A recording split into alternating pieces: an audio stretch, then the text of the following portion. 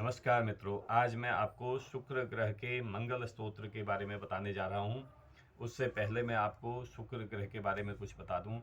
जिस भी जातक की कुंडली में शुक्र ग्रह अपने उचित स्थान पर नहीं बैठे हैं, उसको तो अपने शुक्र को मनाने के लिए शुक्र की पूजा, आराधना, जप, तप अवश्य ही करना चाहिए।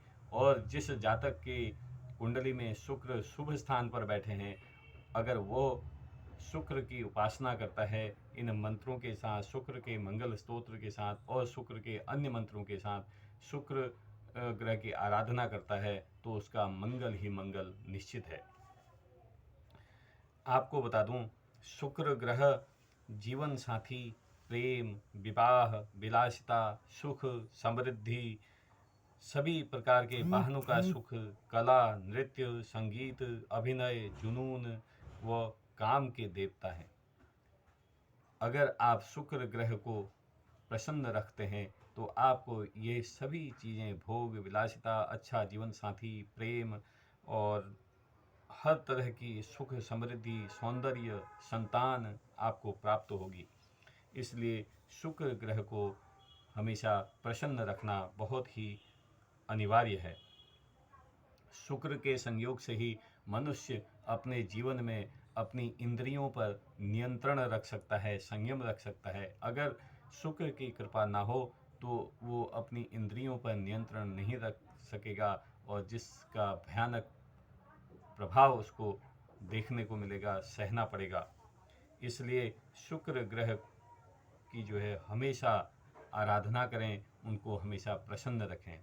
दूसरा मैं आपको ये बताऊं कि हर ग्रह का, जैसे हम सिंपल भाषा में लोग कहते हैं कि शनि की साढ़े साती चल रही है, शनि की ढैया चल रही है, तो इस तरह से ये ढैया, साढ़े साती आदि ये चीज़ें क्या होती हैं कि एक ग्रह एक राशि में इतने टाइम पीरियड के लिए, इतने समय के लिए, इतने काल के लिए जो है वो उस पर रहते हैं। अपने प्रभाव, चाहे अच्छे प्रभाव हों या फिर दुष्प्रभाव हों, उनको उस राशि में वो प्रदान करते हैं। इसी तरह से शुक्र की जो दशा होती है वो 20 साल की होती है। शुक्र जिस राशि पर कृपावान होते हैं, तो 20 साल तक उसको बहुत ही फायदा पहुंचाते हैं, जब तक उस राशि में वो विचरण करते हैं। उसी तरह से जिस पर अगर वो रुष्ट होते हैं, तो उस पर उसका दुष्प्रभाव उस राशि के जातक को देखने को मिलेगा। अतः हमेशा ही शुक्र को प्रसन्न रखने की कोशिश करें। और उसके लिए मैं आपको शुक्र का मंगल स्तोत्र आपको बताने जा रहा हूँ, जो कि मैंने अपने थंबनेल में बाहर से लिखा भी है। आप स्वयं भी उसको पढ़ सकते हैं, जप सकते हैं। तो मित्रों, वह स्तोत्र इस तरह से है। शुक्रो भार्गव गोत्रजः श्रुतनिभः प्राचीमुखः पूर्वदिक् पंचांगो वृषभामतुलाधिपः महाराष्ट्राधिपोटुम्बरः इंद्राणी माधवानुभो बुध शनिः मित्रार्कचंद्रो रिपुः षष्ठो द्विदश वर्जितौ भृगुस्तः कुर्यात् सदा मंगलम। इस तरह से शुक्र से प्रार्थना करती है कि सदा कुर्यात् सदा मंगलम, सदा ही हम पर जो है हमारा मंगल करें। उसके बाद इस मंत्र से क्षमा प्रार्थना उनसे करनी चाहिए। आवाहनम न जानामि, न जानामि विसर्जनम, पूजां चैव न जानामि, क्षम्यतां परमेश्वरः। मंत्रहीनं क्रियाहीनं भक्तिहीनं सुरेश्वरः, यदि पूजितं मया देव परिपूर्णं तदस्तु मे। और उसके बाद इस मंत्र से फिर उनकी पुनः आराधना करनी चाहिए।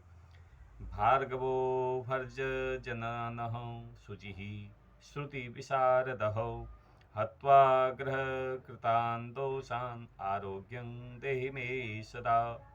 ॐ अनया पूज्या शुक्रदेवः प्रीयताम्।